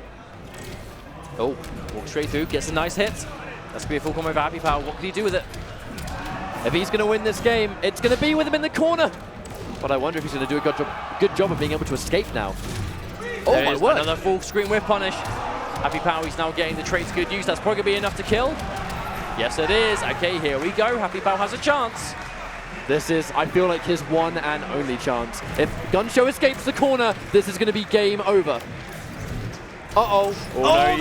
No, is he getting out of the corner? He's doing hella damage to HappyPow in the meantime. HappyPow again holding onto his clash. Oh, catches him. Can I drop this? Oh, no. Actually, no. I think he just let it fall. Just wanted the setup. Oh, my God. But it's going to matter. So clean. Now, again, we're going to look at the bar situation. HappyPow has to spend all of his resources just to stay alive in this fight. It's going to be difficult because GunShow has that bar. That Molten Trap could come through. Okay, he gets over it again. It's going in. Wake up backdash! Wake up backdash! Slow-mo and still isn't dealt with. Even in the Speed Force, that whiff punish is so good. He blocks Vortex correctly, but that's the first of many victories, and he's not going to get the chance. Molten Trap comes through, and GunShow qualifies for top 8, eliminating HappyPow. Yeah, feel bad for HappyPow there. I mean, he had such an amazing tournament, got so far, should definitely be proud of himself, and obviously he had the full support of all the EU boys behind him. HappyPow had a really strong showing to the end of last year. Obviously, he did make E-League, he did have some good matches while he was there, and to be honest, to get so far in his first, this is his first American international, grassroots major, right? I believe so. I mean, HappyPow definitely hasn't got the same level of experience as the rest of some Europeans, like a level of perhaps Tekken Master or Foxy, but still did really well for himself today. But obviously GunShow with that killer Firestorm, absolutely impeccable play. Not at all surprising to see him get through the top 8. But yeah, to answer your question, yes, that was HappyPow's first time on American soil, with the exception of E-League. This was his first open bracket tournament. He collected so many heads. Proud of him for how far he got, but GunShow is looking crispy going into top 8. Now, this is an online War of the Gods match. It is indeed. It's going to be that noble team kill. It's going to be Rewind versus Semiij. Both players are quite consistently very powerful players. Semiij obviously had an incredible showing in Justice Pro Series finals last year. Rewind, just this online up-and-coming player that has progressively shown his face at offline tournaments, but seemed to really have problems transferring his online success to offline.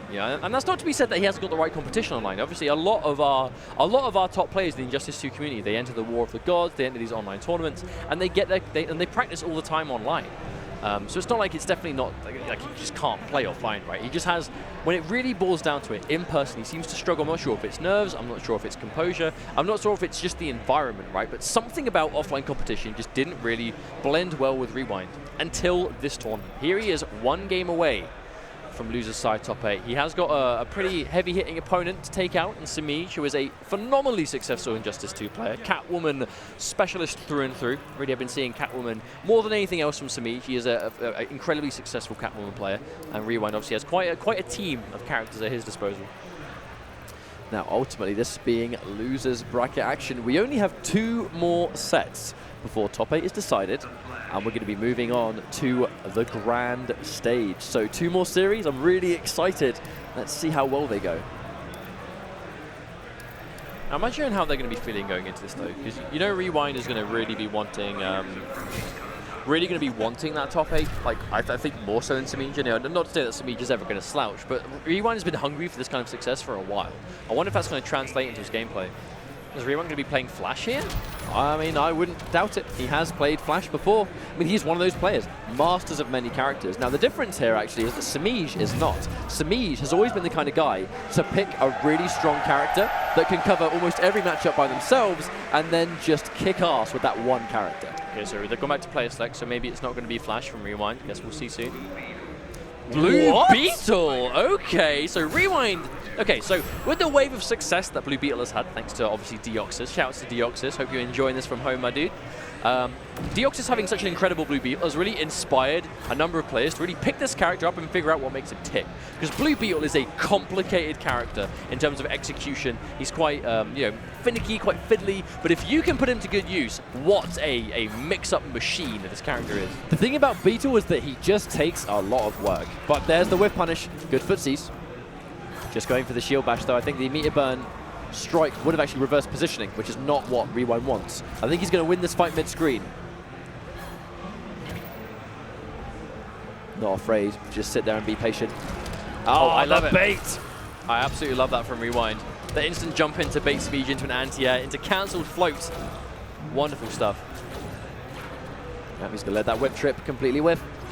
You can see the strength of this neutral. Tries to down 1 the jump in.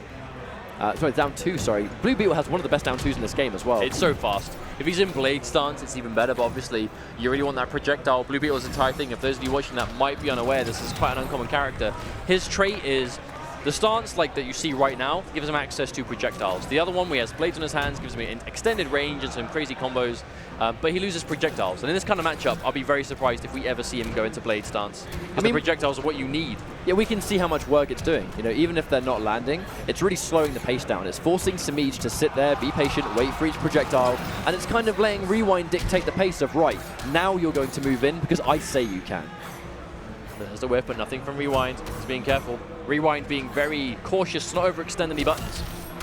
Going for the instant jump 1, probably expecting a jump 2, I think. One of those like strong reads, wake up backdash, nice way to get out of the cross-up situation. Oh, and yeah, projectile, let's go. I mean, he's playing at such a calculated pace, and Beetle is a calculated man's character. But I like how Rewind isn't kind of just effortlessly going projectile back-to-back as fast as the game lets him, because that's obviously Bones being jumped in on, she has the whip trip, she has answers, cat dash. I mean, at no point here has Rewind overextended, not once. Exactly, he's just playing super carefully from start to finish, and he has such a big life lead already. Oh, there's an interactable. Yeah, clean jump in. Doesn't confirm, no confirm into cat dash. That's very surprising. Yeah, especially considering it's Semiij. He's normally very known for his clutch confirms, especially off of like wayward hits like that. I think Semiij is a little bit antsy. He looks a little bit nervous to down 2 some of these jumps. And I mean, it's because Rewind has already kind of faked him out for it, right? There we go. Cross up into the maces. Now, that is a huge thing of Blue Beetle, is not being afraid to spend that cash, spend that bar, and go for those bounce cancels. Go for the meter burn forward 3. Yes, it costs 2 bars, but it gets him so much damage, and this character just goes through meter like it's nothing. Like, Blue Beetle has some of the absolute best meter build in this entire game, especially when you play it in the style that Rewind is, with a lot of projectiles, a lot of floats. Didn't miss any of the matches, so don't worry about that. We're going straight back in again, and Rewind with his clean Blue Beetle looking really strong, and Semiij just getting mixed up to high heaven. I think jumping into sweep, that's going to be a go-to answer to just establish some sort of, you know, trying to get them to block low, because the full combo does come from Blue Beetle's overhead. But he has to dedicate to it. You know, he can't confirm that. I mean, his sweep is basically safe, right? Or at least it's relatively safe, so it's not the end of the world. You can just throw it out there to really just try and get that conditioning down. But Semiij can get a nice hit as Rewind back to the wall, but Rewind's wake-up shield bash, especially in this stance of Blue Beetle, very strong. Oh, whiffing it down 1. Normally, Semiij, I think, actually would be wise to that. Doesn't confirm the single hit because obviously it is a single hit. Very hard to hit confirm. But there's the back three, full combo and corner repositioning. But he drops the whip. That's going to be costly. Oh no. Misses the whip and gets hit by a full combo. Oh, tried to go for the optimal but dropped it. Rewind actually had a chance to steal this life back, but hang on a minute. Still has a chance.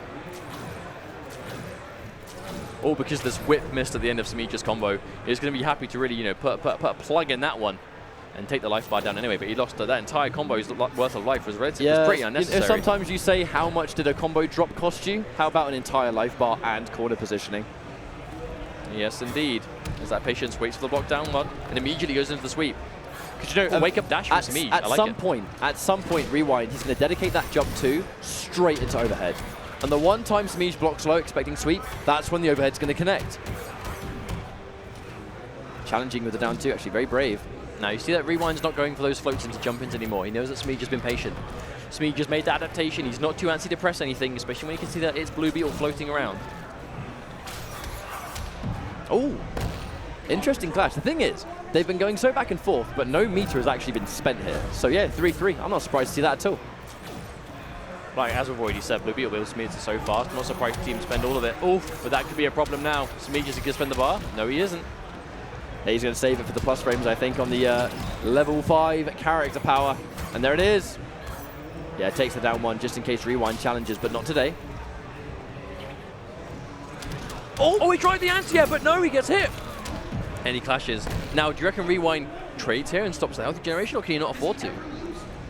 The thing is, I think it should be 1-1, surely. Yeah, because now he's in control. He's got the full screen presence. He has a little bit of screen left. That's going to be it. He finally builds a bar of meter 2, so even if he survived that first initial cat dash, there was going to be meter for a second one. Now, Semiij is playing around a lot better in the second game as he did in the first that time. He's really playing around these air projectiles, these anticipations, reactionary jump 2s. The cross up, and then doesn't even need the overhead to connect, actually. Oh, he dropped the combo again. Rewind's execution on these optimal damage hasn't been quite as clean as we'd like to see. Yeah, Blue Beetle's max damage is not easy. That's the thing. It's very tricky. Oh, another cross up. These funky situations get the delayed wake up, which actually guarantees a set situation.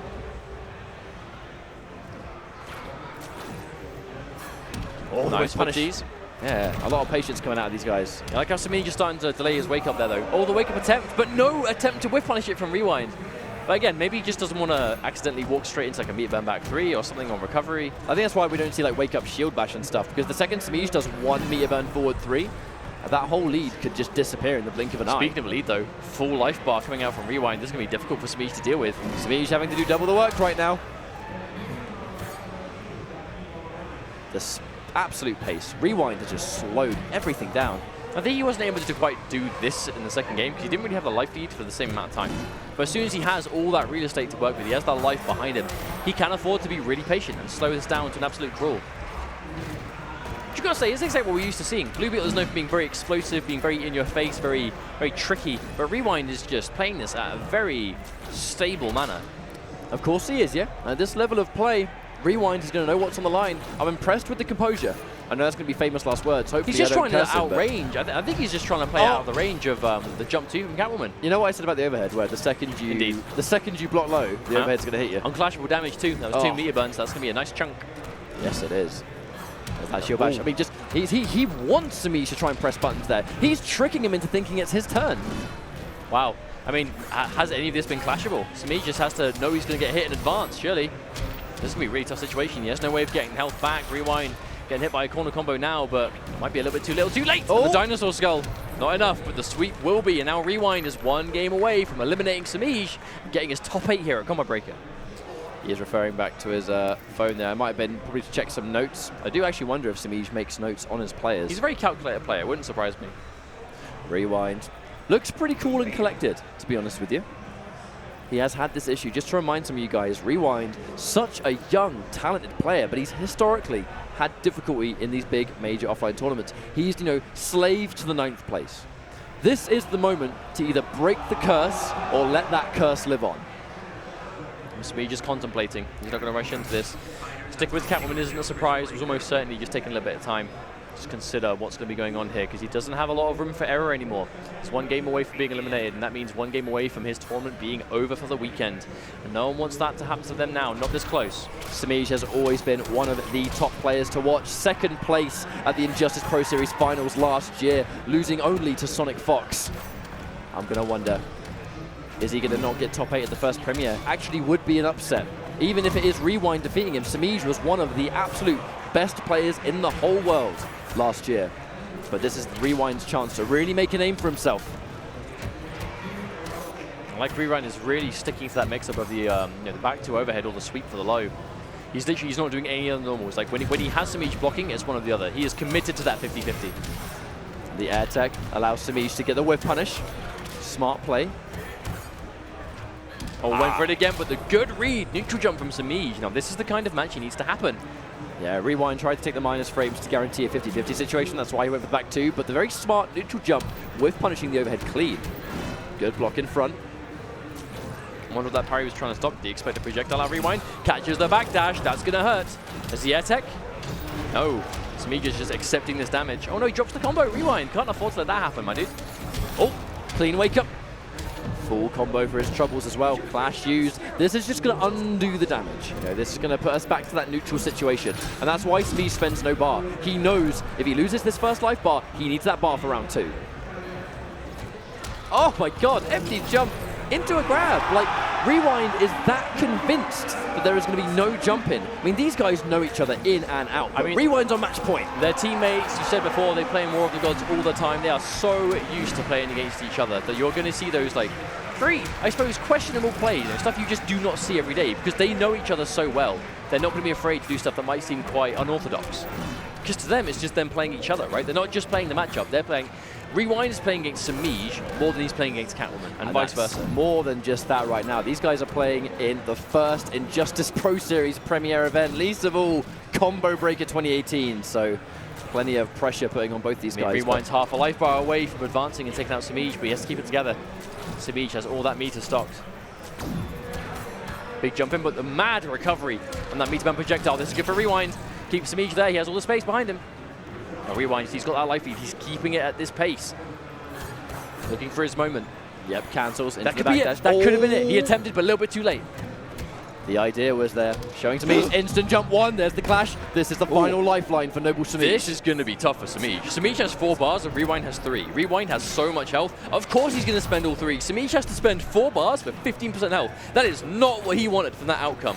Uh-oh. But it's all he's going to get. It doesn't get any better than this for him, unfortunately. Wow, just commit to the full string. And there we go. The full launch into the mix-up. Chases down the backdash, but gets tagged anyway. No bar for Cat Dash, though. He has a bar. He has 1 bar. This could be it if he gets an opening. Semiij, just be careful with the jump in. All the down to attempt, but he's out of there. He is just out. If he's going to win this, it's probably going to be mid-screen. And that's why Rewind, he's being careful here. Plenty of the screen left to go, but Semiij, this is his final chance. Oh, attempted. Rewind isn't even attempting it yet. He's being so careful. There's the sweep. This could be the mix-up. The delay wake up. Oh Semiij. my god! Semiij finally delaying his wake up after the sweep. He's kept that until so late. Oh, setup attempt, but no dedication. Meter burn, the plus, the push block, but Rewind still has a bar. This could be it. The backdash and the sweep catches him on the way back, and that is going to be the perfect result for Rewind. He finally manages to make his top 8 by eliminating his teammate Semiij in the process. I think he's going to be happy with that result. I mean, by no means is this tournament over for Rewind, but I think he's going to be happy with the fact that he's finally been able to break that 9th place curse. He's been so far 9th place all the time, and you know it's been getting to him.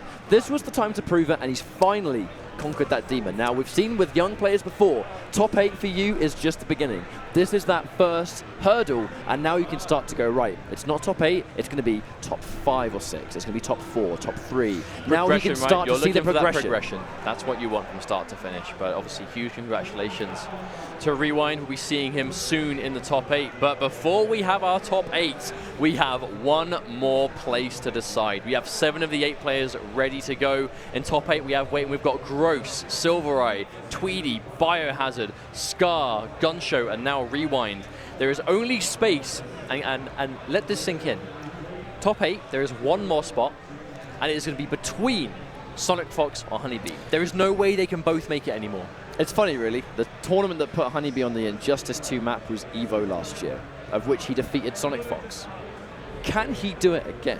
He's going to have to. If there is one player that has what it takes to beat SonicFox in this tournament, I'd actually put HoneyBee at the top of the list. Maybe. We'll the grind has been real, being a very popular and well-known content creator in the Injustice scene now. Lots of his online gameplay is going live. You can watch world-class Injustice gameplay on HoneyBee's YouTube.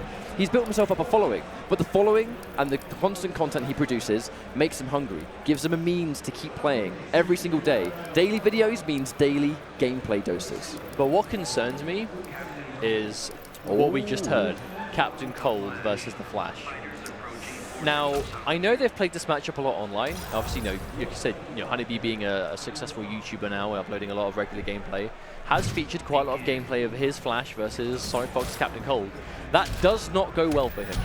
There's no other way of saying it. This is 100% a matchup that SonicFox, he knows it inside out. Now, Fox really only uses Captain Cold in matchups that he does really, really well in, and it makes a lot of sense.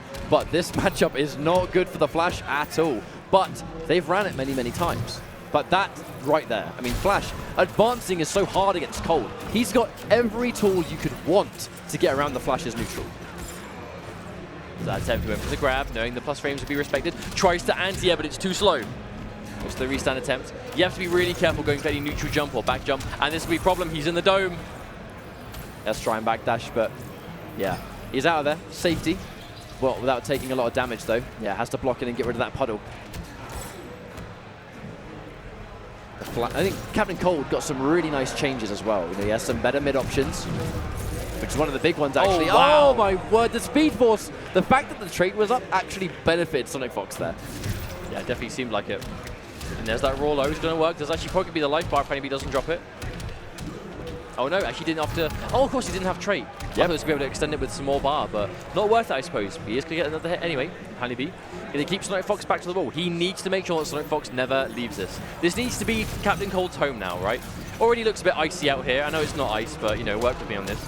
Oh, on the early clash. The danger is that he's going to win this trade situation here, but he's got the whole screen to run away with. I feel like if HoneyBee was going to win the round, it would have much heavily been better for him if he had the back to the wall instead. Yeah, he's got to be careful, because SonicFox, like, this mid-screen is his playground. Yep, and there's the matchup knowledge. Good block there on the low. Fox, not afraid of the Speed Force. Knows his tools. And there's the dome. This is going to be difficult now. Oh, my word. He's having the backdash, and there's the chase down, but HoneyBee, he had to backdash that. He had no choice. That was a really rough situation for HoneyBee, because you saw SonicFox just walking at him there. When you backdash in the dome, it actually resets the freezing time. Because obviously, when you sit in that dome for a certain amount of time, you end up getting frozen. Oh, he's so dead. Yeah. So when you sit in Captain Cold's level 2 dome, you end up getting frozen if you're in there for a little while. If you backdash while in the dome, it resets that timer back to 0. But obviously, your backdash is slower. So SonicFox knew that would be the case and just walked at him. And as soon as he saw HoneyBee backdash, which he had to do, or he'd get frozen, he just punished it for free. Now, my concern here, we're going to see Starfire picks. This is a direct answer for Captain Cold because extreme zoners do well versus him. That's a very green Starfire right there. Yes, it is. The thing is, extreme zoning does do well versus Captain Cold. My concern is that HoneyBee did go Flash first. Now, because he went Flash first, he picked himself into what he knew was going to be a bad matchup because Fox was always going to go Cold here. He's given Fox the last counter pick, which, as we've seen historically, is not a good thing to do. That's even if that happens, the SonicFox is already looking quite good in this matchup. Starfire is historically quite good, generally against Captain Cold. No, that used to be the general consensus, but I'm not quite sure what it's like nowadays. SonicFox is the premier Captain Cold player right now. If anyone's going to have some stuff in this matchup, it's probably going to be him. And he looks comfortable. Even if this is theoretically a tricky matchup for Cold because of the zoning, he's not making it look like it. Yeah, that's correct. I worry about HoneyBee in this situation. Both of his characters not really working out too well. Little things like that, like whipping forward 3, meter burn forward 3, just kind of cancelling it, losing a bar for basically no reason. I mean, he is Starfire, so he'll build it up soon. But there's the armor break. Just nothing's working. I like that. Going to keep him blocking. Good spacing. The charge not going to quite work here either. Set back to full screen. But honestly, I don't think SonicFox really minds being back there. There's the meter burn attempt, but he just blocks it in time. SonicFox more than aware of the gap in between that icicle wall, but the first time we see the meter burn forward 3 used, he blocked easily. Oh my word.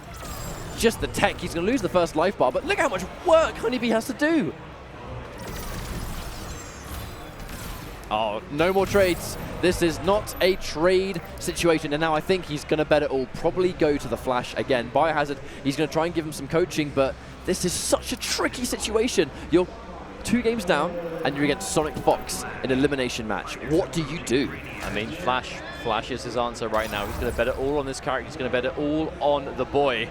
I mean, we all of us HoneyBee fans out there, all of you HoneyBee fans in the chat, I'm sure you want to see him go out with the Flash. Or better yet, maybe make that 3-game comeback. Who knows? That's what we'd like to see. But whether it will happen or not, it's another thing. This is not only SonicFox he's against, but SonicFox playing Captain Cold, who is not a favorable matchup for him. I really feel like Captain Cold is just like such a solution to HoneyBee in general, because Fox knows how to play this character really well. The matchup clearly seems really, really tough. I think if there's one person HoneyBee did not want to fight for top 8, it's gonna be SonicFox and Captain Cold togetger. This is like the worst possible matchup he could have fought. We have to remember, it was Emperor Knicks that actually sent SonicFox to the losers bracket, and Emperor Knicks is no longer in this tournament.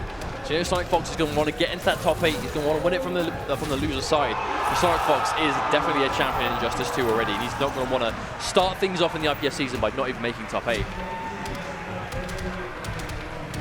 All right, he's got the corner positioning. Oh no, puts himself in the corner, but the interrupt, I like it. Yeah, it's good for HoneyBee getting some damage, but he did actually get out of the corner in the process, but manages to get a combo straight away.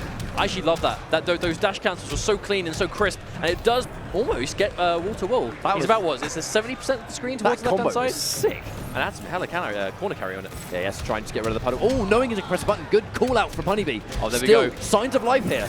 Oh no, that's match point for SonicFox. That neutral jump, I mean, he really, really wanted it to connect. But that wake-up wall is so dangerous. There it is, there's that footsie, the distance button. No, not even an attempt on the anti. Yeah, HoneyBee is being so careful. He'd rather just block the jump in than accidentally maybe get hit by it trying to anti-air at a bad time.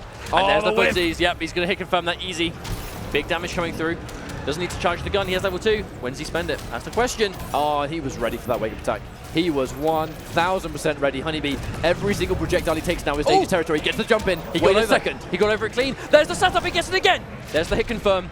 Can HoneyBee make this work? There's the clash from SonicFox. Going to be guaranteed win. This is going to be a bit tough for HoneyBee. Got to put the effort in to get in one final time. If he lands one clean hit, even with his health regenerating, the flash hits like a truck. But he's got level 2 trait. If SonicFox gets that dome on the screen, this is going to be curtains for HoneyBee. He walks into a wall. There we go. Here it is. Yes, what does he do here? He's going to charge another one. Oh no, he goes in. I'm not sure why he went in. Uh-oh. He's coming in spikes. Get out of there. That's going to be game over. The spikes work out in his favor. The dome was the game changer. And SonicFox moving on to top 8. Commiserations to HoneyBee. You know he was wanting that top 8, and he's not going to be happy with that result. No, unfortunate for him, but it does mean that SonicFox is going to be moving into top 8, where he's going to be, if we have our information correct, against Rewind, which that is going to be one to watch for sure. So, for one more time, guys, before we're out of here and we go into top 8, I'm going to list off the players we have. On the winner's side, Gross, Sylverrye, Tweedy, and BioHazard. On the loser's side, we have Scar, GunShow, Rewind, and the Fox. This is a juicy top 8 bracket, and I'm really excited to tune in. But we have to wait until the top 8 is available on the main stage. Currently, I believe Killer Instinct is taking place on the main stage over there, which means the stage isn't available. We're going to wait for KI to be done, and then if you make sure to follow the NetherRealm Twitch in moments away, we're going to be ready with the Injustice 2 top 8, the first top 8 of the premiere for IPS. 100%. You're not going to want to miss this. If you've been with us the last couple of days, we have had so many people over these last few days, so many top players from literally all across the globe have come together. We are now down to 8, and we'll find out who will be our first champion of the Injustice Pro Series tour for the year momentarily. So don't go anywhere, because we will be right back with top 8 for Injustice 2.